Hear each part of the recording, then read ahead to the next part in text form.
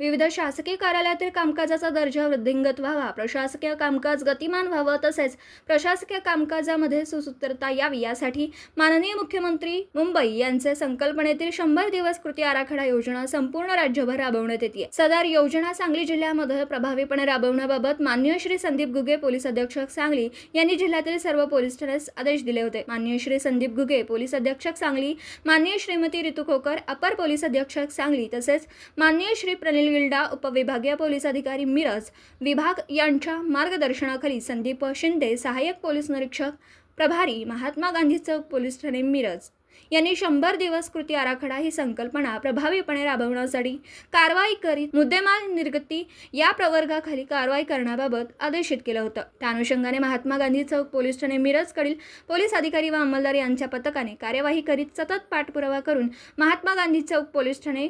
गुन्हा नंबर 122/2022 भादवीचा कलम 454, 457, 380 या गुन्ह्यातील आरोपी यांच्याकडून तपास दरम्यान जप्त केलेले एकूण